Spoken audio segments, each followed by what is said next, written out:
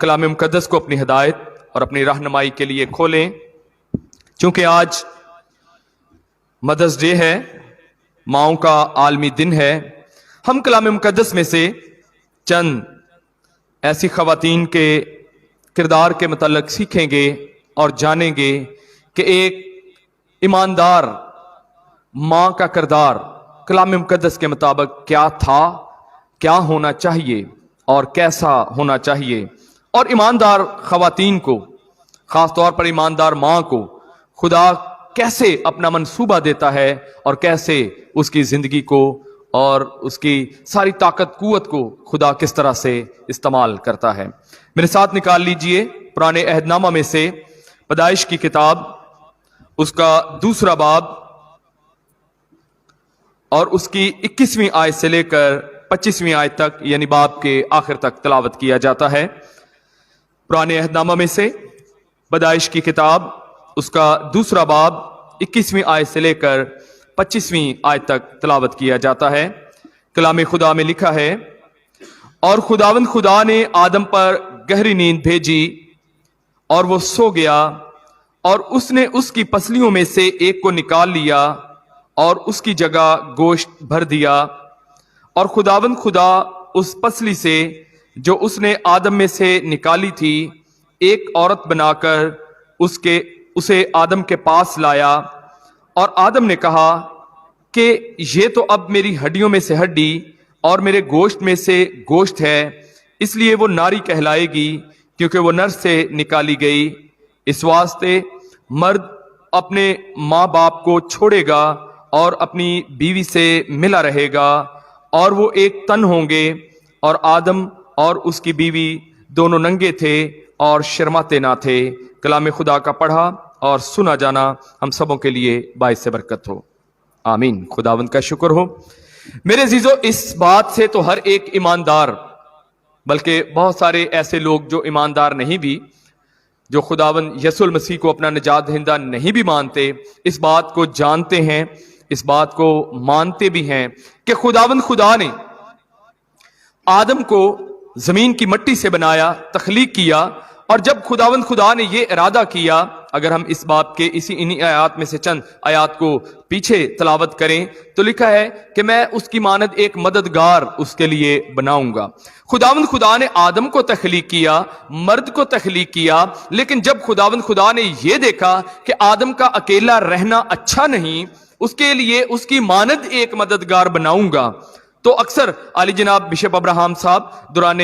پیغام انہوں نے بہت دفعہ اس بات کو سکھایا اور سمجھایا ہے کہ خداوند خدا نے جب اس بات کو جانا، اس بات کو ضرورت محسوس کی کہ آدم کے لیے ایک مددگار کا ہونا ضروری ہے، تو خداوند خدا نے اس کے لیے بھائی نہیں بنایا، چاچو ماموں، کوئی مرد جیسا رشتہ نہیں بنایا، بلکہ عورت جیسا رشتہ خداوند خدا نے بنایا۔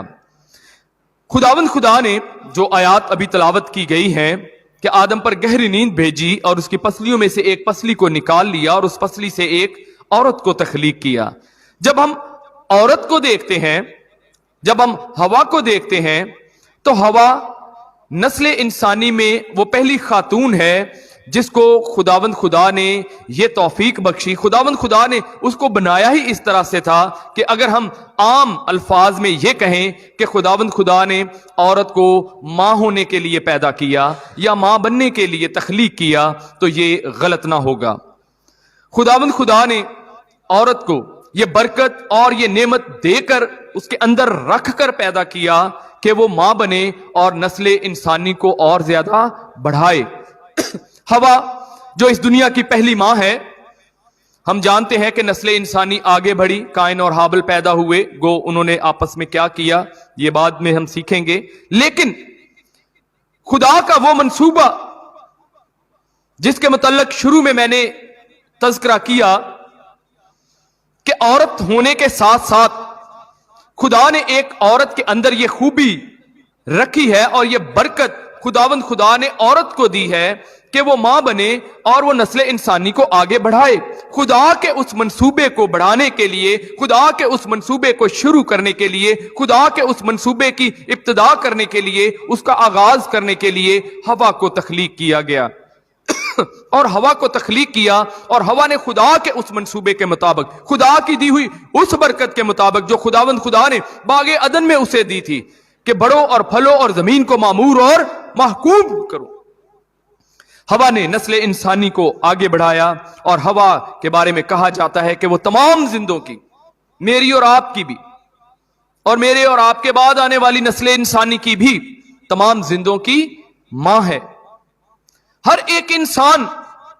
خواہ وہ کسی بھی خطے سے تعلق رکھتا ہے, کسی بھی ملک سے تعلق رکھتا ہے, کسی بھی مذہب سے تعلق رکھتا ہے, کسی بھی نسل سے تعلق رکھتا ہے, کسی بھی خاندان سے تعلق رکھتا ہے, یہاں تک کہ میں اور آپ بھی اس سے منحرف نہیں ہو سکتے, اس کو جھٹلا نہیں سکتے کہ ہم سب کس کی اولاد ہیں,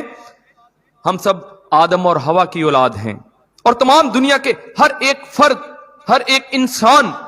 وہیں سے پیدا ہوئے اور آگے بڑھتے بڑھتے یہ خدا کی وہ نعمت, وہ خدا کی وہ برکت تھی جو خداوند خدا نے آدم اور ہوا کو دی کہ بڑھو اور پھلو اور زمین کو معمور اور محکوم کر دو, اور انہوں نے ویسا ہی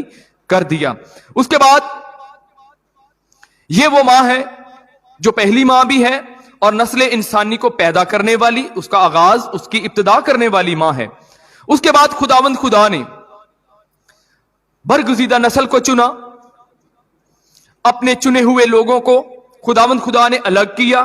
اور اس میں خداوند خدا نے ابراہم کو چن لیا, اور ابراہم کے ساتھ سارا کو بھی چن لیا. ہم سب اس بات سے بخوبی واقف ہیں کہ باپ ابراہم نہایت ضعیف ہو گیا اور سارا بھی نہایت ضعیف ہو گئی, اتنے بزرگ ہو گئے کہ اب بالکل ہی ان کے لیے وہ خداوند خدا کا وعدہ پورا ہوتا ہے کہ خداوند خدا اگر چاہتا تو وہ پتھروں سے بھی اس کے لیے اولاد پیدا کر سکتا تھا. لیکن خداوند خدا نے سارا کو اس مقصد کے لیے چنا کہ وہ چنی ہوئی قوم کی ماں کہلائے. پہلی ماں جس کے متعلق ہم نے دیکھا سنا وہ تو تمام دنیا کی ماں ہے, لیکن خداوند کے برگزیدہ لوگ, خداوند کی چنی ہوئی قوم, خداوند کے الگ کیے ہوئے لوگ, قوم بنی اسرائیل کی ماں وہ سارا ہے جس کے بطن سے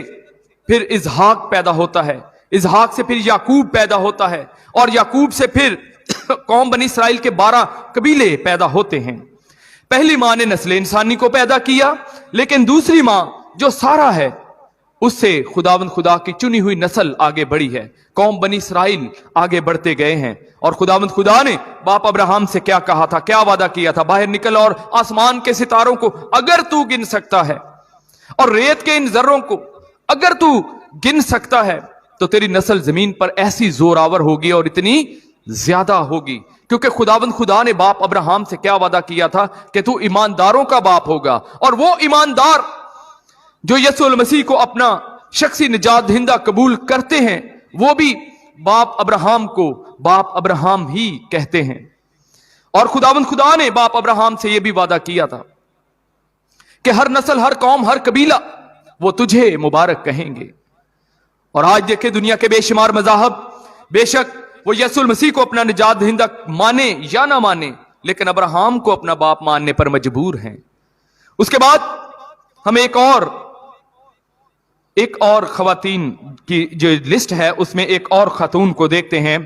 ہنا جو سیموئیل کی ماں ہے. اس کے بارے میں خداوند کے پاک کلام میں کہا جاتا ہے کہ یہ اپنی قسم کو پوری کرنے والی ماں ہے,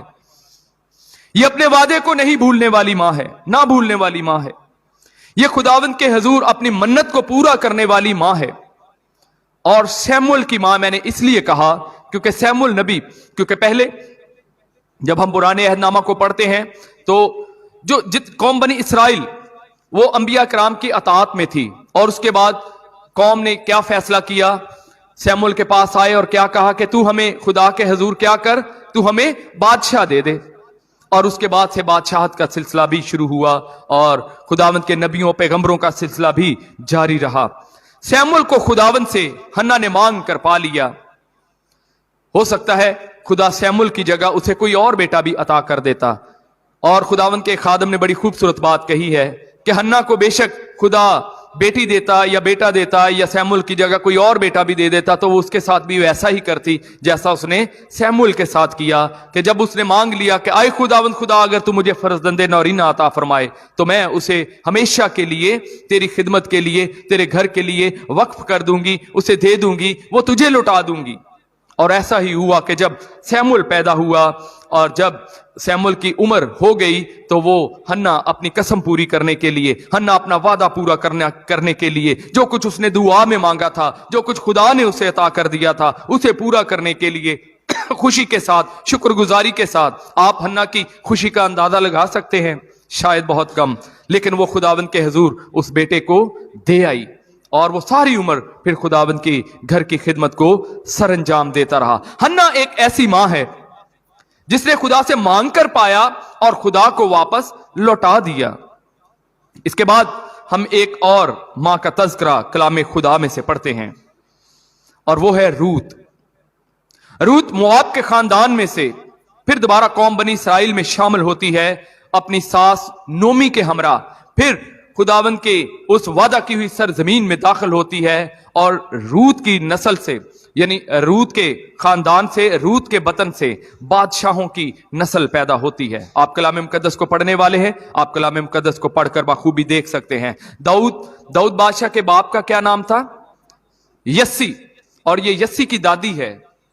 रूत, और वहां से नस्ले जो बादशाहों की नस्ल है, दाऊद बादशाह का जो घराना है, रूत उसको पैदा करने वाली है। खुदावंद खुदा ने, जैसे मैंने पहले कहा था कि खुदावंद खुदा ने औरत को ना सिर्फ मां होने के लिए पैदा किया, बल्कि चंद माओं को खुदावंद खुदा ने अपनी खिदमत के लिए, अपने मंसूबे के लिए, अलाही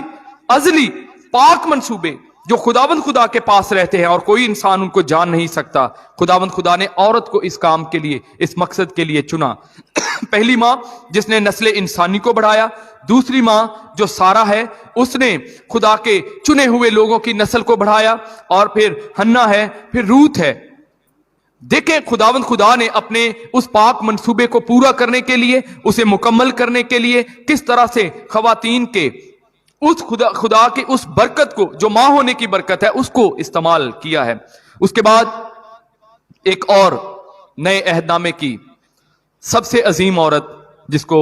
कहा जाता है और कहा जाना चाहिए और कहा जाना बाकी रहेगा, और वो है मरियम। खुदावंद खुदा ने, जहां पर हम ये सब कुछ सीखते आ रहे हैं, जब खुदावंद खुदा ने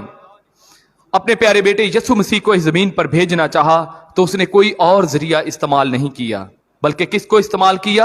मरियम को इस्तेमाल किया, एक औरत को इस्तेमाल किया और उसे मां बनाया, और फिर उसके बतन से यीशु मसीह मेरा और आपका निजात दहिंदा इस दुनिया में पैदा हुआ, जिसने अपना पाक और बेअब लहू बहाकर हमें गुनाह की कैद से, हमें अबलीस की कैद से रहाई अता फरमाई, और जिस पर ईमान लाने के वसीला से हम हमेशा की जिंदगी के वारिस बनते हैं, हम खुदावंद खुदा की बादशाही के लायक बनते हैं। इसके अलावा और भी बहुत सारी माएं हैं जिनका तज़किरा किया जा सकता है, और वो सब भी अजीम माएं हैं। यूहन्ना बपतिस्मा देने वाले की मां भी बड़ी अजीम, पतरस की मां भी बहुत अजीम होगी, जिन्होंने अपनी औलाद को, अपने बेटों को खुदावंद की खिदमत के लिए दे दिया। यूहन्ना की मां भी बड़ी अजीम होगी, याकूब की मां, फिलिप्पस की मां। आप किस किस मां का तज़किरा करेंगे कि जिनको खुदावंद खुदा ने अपनी खिदमत के लिए चुना, जिनको खुदावंद खुदा ने अपना मंसूबा अता किया? वही लोग मुबारक होते हैं जो खुदावंद के साथ चलते हैं। और खुदावंद, मेरे अजीजों, ये बहुत बड़ी जिम्मेदारी होती है। मैं अक्सर ये कहता हूं कि माँ बाप जब घर से बाहर जाते हैं तो अपने बेटे और बेटियों में से जिस किसी को वो जिम्मेदार पाते हैं, ये देखते हैं कि इसमें ये खूबी है, जिसमें ये लियाकत है, उसको चंद पैसे भी देकर जाते हैं और घर की जिम्मेदारी भी देकर जाते हैं, घर की चाबियां भी देकर जाते हैं कि बेटा बाकी बहन भाइयों का ख्याल भी रखना और इन कामों को भी सरंजाम देना। ऐसा क्यों करते हैं? क्योंकि हम जानते हैं कि हमारी औलाद में से ये बेटा या ये बेटी इन फराइज को सरंजाम देने के लिए हिकमत, दानिश और फहम रखता है। ठीक इसी तरह खुदा जब मुझ पर और आप पर निगाह करता है तो वो ये देखता है कि ये कितना वफादार है, ये कितना अक्लमंद है, ये कितना बखूबी निगाह रखने वाला है और किस तरह से मामलात को चलाने वाला और संभालने वाला है। जिस कदर आपका ताल्लुक खुदा के साथ, خدا کے کلام کے ساتھ مضبوط ہوگا، اس قدر ہی خداوند خدا آپ کو اپنے گھر کی، اپنی خدمت کی، اس دنیا کی، اس کلیسیا کی ذمہ داریاں آپ کے سپرد کرے گا۔ میں اکثر یہ بیان کرتا ہوں کہ خدا کے گھر کا صرف ایک ہی کام نہیں ہے کہ خداوند کے خادم خدا کا پیغام سنائیں اور کلام سنائیں۔ خدا کے گھر کی اور بھی بہت ساری خدمات ہیں۔ وہاں پر ساؤنڈ سسٹم چلانے والا بندہ بیٹھا ہے، وہ بھی ایک ذمہ داری ہے۔ وہاں پر بھائی ادیم بیٹھے ہیں جن کو میں نے یہ ذمہ داری آج صبح دی کہ آپ نے یہ سارا انٹرنیٹ کا نظام دیکھنا ہے اور چلانا ہے۔ اور بھی بہت ساری ذمہ داریاں ہیں۔ بھائی پرویز پیچھے بیٹھے ہیں،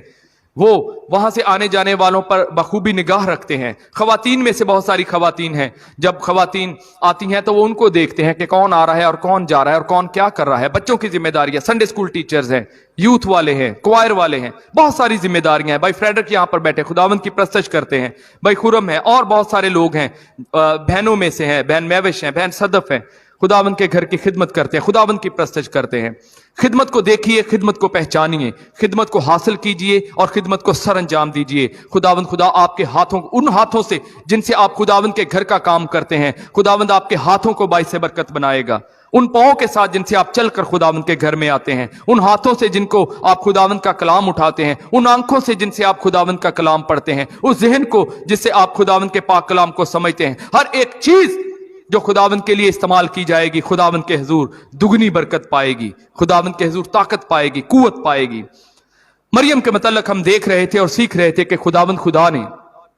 جب اپنے اس پاک منصوبے کو سر انجام دینے کے لیے عورت کا انتخاب کیا تو پھر بھی ایک عورت ہی کا انتخاب کیا، پھر بھی اسے ماں ہونے کا خداوند خدا نے اسے یہ برکت دی، اور پھر میرا اور آپ کا نجات دہندہ یسوع المسیح پیدا ہوا۔ اور خواتین کی اس لمبی لسٹ اور فہرست میں جو آخری ماں ہے وہ آپ کی اور میری ماں ہے۔ یہ برکت خداوند خدا نے میری ماں کو دی کہ خداوند خدا اسے اولاد والی بنائے، اور یہی برکت خداوند خدا نے آپ کی ماں کو دی کہ خداوند خدا نے آپ کی ماں کو اولاد جیسی نعمت عطا فرمائی۔ اور یہی برکت خداوند خدا آگے بڑھاتا ہے جب ہم شادی کرتے ہیں، ہماری بیوی ہمارے گھر میں آتی ہے تو یہ برکت کا سلسلہ ہے جو چلتا جا رہا ہے۔ اور خداوند خدا جن خواتین کے پاس یہاں پر جب عبادت کے اختتام پر لسٹ آتی ہے تو بے اولاد بہنوں کا نام لکھا جاتا ہے۔ اگر کسی کے پاس یہ برکت اور یہ نعمت نہیں ہے تو اس کا ہرگز بھی یہ مطلب نہیں ہے کہ خداوند خدا اس سے خوش نہیں ہے۔ باپ ابراہم اور سارا کے پاس بہت سارے سالوں تک اولاد نہ تھی، اور جب وہ بالکل بزرگ ہو گئے، بالکل ضعیف ہو گئے، اس قدر ضعیف ہو گئے کہ اب امید بھی باقی نہ تھی، خداوند خدا نے باپ ابراہم کو اور سارا کو اسحاق عطا فرمایا۔ میرے عزیزو، خدا تو قادر مطلق خدا باپ ہے۔ حنا اسی لیے پریشان تھی، حنا اسی لیے دلگیر تھی کیونکہ اس کے گھر کا ماحول ایسا تھا کہ وہ پریشان رہتی تھی، اور اس کی سوتن جو الکانا کی دوسری بیوی ہے وہ اسے تانا مارتی تھی، اسے چڑھاتی تھی، اور وہ خدا کے حضور آ گئی اور اس نے اپنا دل خداوند کے حضور انڈھیل دیا۔ اور جب خداوند کے حضور حنا نے اپنا دل انڈھیلا تو خداوند کے بندہ نے، ایلی کاہن نے اسے برکت دی کہ جا، اب تیرا دل اور تیرا چہرہ اداس اور تیرا دل پریشان نہ رہے۔ اور جب خداوند کی پاک مرضی کے مطابق اسے وہ برکت، اسے وہ نعمت ملی تو اس نے اس اپنے وعدے کو پورا کیا۔ ماں ہونے کی حیثیت سے جو کچھ ہم خدا سے مانگتے ہیں یا آپ مانگتی ہیں اور خدا سے پا لیتی ہیں، ہر ایک ماں کی ذمہ داری ہے کہ وہ اپنے خاندان پر بخوبی نگاہ رکھے۔ خداوند کے پاک کلام امثال کی کتاب اس کے 31ویں باب میں عورت کی خوبیاں بیان کی گئی ہیں، بیوی کی خوبیاں بیان کی گئی ہیں، اسے نصیحتیں بھی کی گئی ہیں، اس کی برکتیں بھی بیان کی گئی ہیں، اس کی نعمتیں بھی بیان کی گئی ہیں، اس کے ہاتھوں میں خداوند خدا نے جو برکت اور نعمت دے رکھی ہے وہ بھی بیان کی گئی ہے۔ ایک بہت لمبی فہرست ہے ان ماؤں کی جو باعث سے برکت ہوئیں، جن کو خداوند خدا نے اپنے منصوبے کے لیے چنا اور استعمال کیا، لیکن وہ سلسلہ رکا نہیں، ہم اس راہ سے ہٹ گئے ہیں۔ اگر آپ کو یہ محسوس ہوتا ہے کہ خدا ہمیں بھی کوئی خدمت دے تو میرے عزیزو خدا کے پاس آ جائیں، خدا کے قریب آ جائیں، خدا کے کلام کو اٹھا لیجئے، خدا کے کلام کو پڑھ لیجئے۔ خداوند خدا نے نہ صرف ان خواتین کو برکت دی ہے جن کا تذکرہ آج میں نے کیا ہے، نہ صرف ان کو برکت دی بلکہ ان کی اولاد کو بھی برکت دی ہے. یہ بتانے اور سکھانے کا مطلب ہی یہی تھا کہ جس طرح سارا وہ خدا کی چنی ہوئی قوم کو بڑھانے والی ماں ہے، اور چنی ہوئی قوم کا آج کے اس دور میں اگر آپ ان کا حال دریافت کرنا چاہیں تو آپ ان کی برکتیں سن کر حیران ہو جائیں گے، آپ ان کی نعمتیں سن کر حیران ہو جائیں گے، آپ ان کی عقل سن کر حیران ہو جائیں گے. پھر ہنہ ہے، پھر اس کے بعد روت ہے جو بادشاہوں کی نسل کو پیدا کرنے والی ہے. صرف روت کو ہی یہ برکت نہیں ملی کہ وہ ماں بنے اور بادشاہوں کی نسل کو پیدا کرے، بلکہ بادشاہوں کی نسل کو بھی آگے دیکھیے کہ وہ کتنے بڑے بادشاہ تھے، خداوند کی خدمت کرنے والے، خدا کے ساتھ چلنے والے. بے شک اس میں کوئی شک نہیں ہے کہ ہر انسان گناہ گار ہے، ہر ایک انسان خطا کار ہے، اس سے گناہ بھی سرزد ہوتا ہے، اس سے خطا بھی سرزد ہوتی ہے، لیکن خداوند خدا جن کو چن لیتا ہے، خداوند خدا ان کی حفاظت کرتا ہے، ان کی نگہبانی کرتا ہے، ان کے مال و دولت کی حفاظت کرتا ہے، ان کی روح جان بدن کی حفاظت کرتا ہے. میرے عزیز خداوند کے ایماندار بیٹے اور بیٹیوں، خداوند خدا نے آپ کو گھر دیا، گھرانہ دیا، جن کو نہیں دیا ان کو بھی دینے والا ہے اور ان کو بھی عطا کرنے والا ہے اور ان کو بھی جلد عطا کرے گا. آپ اپنی زندگی میں خداوند خدا کو اولین درجہ دیجئے، خداوند خدا سب سے خوبصورت خدمت آپ کو دے گا. جس قدر آپ خدا کے قریب ہوں گے اس قدر، جس قدر آپ وفادار ہوں گے اس قدر خداوند خدا آپ کو عطا فرمائے گا. آخری ماں جس کے متعلق ہم سیکھ رہے ہیں وہ میری اور آپ کی ماں ہے، وہ ہم سب کی ماں ہے. خداوند کا شکر ادا کیجئے جن کے پاس خداوند کی دی ہوئی وہ نعمت اور وہ برکت موجود ہے. ان کی قدر کیجئے، ان کی عزت کیجئے جب تک وہ آپ کے پاس ہے. جتنی خدمت ہو سکتی ہے ان کی خدمت کیجئے تاکہ خداوند خدا اور وہ مائیں جن کو خداوند خدا نے یہ نعمت اور برکت دی ہے وہ خدا سے پیار کریں، خدا کا ڈر اور خوف اپنی زندگی میں رکھیں تاکہ خداوند خدا نے جو برکت اور نعمت آپ کو عطا کر رکھی ہے وہ آپ کی اولاد میں آئے. وہ برکت آپ ٹرانسفر کرنے والی ہیں. آپ خدا کا کلام سکھانے والی بن سکتی، خدا کا کلام سنانے والی بن سکتی ہیں. اپنے گھر میں عبادت کا، دعا کا ماحول قائم کیجئے کیونکہ یہ ماں کی ذمہ داری ہے. خداوند کے پاک کلام میں لکھا ہے کہ رات کو اس کا چراغ نہیں بجھتا. کیوں نہیں بجھتا؟ شاید وہ جلا کر تلاوت کرتی ہے، کیونکہ وہ بخوبی اپنے خاندان پر نگاہ رکھتی ہے، سارے کام پورے کرتے ہیں. دنیا کے کام میرے عزیزوں کبھی ختم نہیں ہوتے. بعض اوقات ہم کہتے ہیں وقت نہیں ملتا، وقت ملتا نہیں، وقت نکلتا نہیں، لیکن وقت نکالنا پڑتا ہے خدا کے لیے.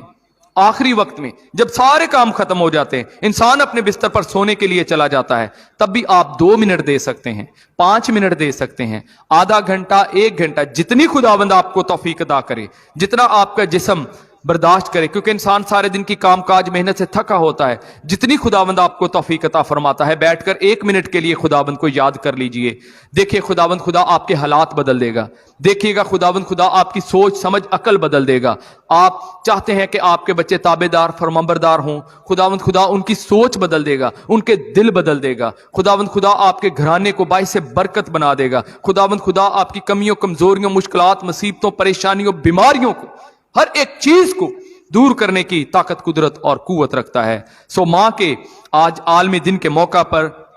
میں پھر سے مبارکباد پیش کرتا ہوں ان خواتین کو جن کو خداوند خدا نے اولاد جیسی نعمت عطا فرمائی اور وہ ماں ہونے کی حیثیت سے آج ہمارے درمیان میں موجود ہیں. اور خاص طور پر ان خاندانوں کے لیے بھی خداوند کے حضور دعا گو ہوں جن کی والدہ کو خداوند خدا نے اپنے پاس واپس بلایا. بے شک وہ آج کے دن غمزدہ بھی ہوتے ہیں، دکھی بھی ہوتے ہیں، پریشان بھی ہوتے ہیں، لیکن ہم امید اس بات میں پاتے ہیں کہ ایماندار، بے شک وہ مرد ہو یا عورت ہو، باپ ہو یا ماں ہو، اگر وہ ایماندار ہے تو وہ خداوند کی حضوری میں، خداوند کی آرام کی جگہ میں جائے گا. سو اس لیے آئیے ہم اپنا آپ خداوند کی طرف موڑیں، اپنا رخ خداوند کی طرف کر کے خداوند کو سجدہ کریں اور اسی سے منت اور فریاد کریں.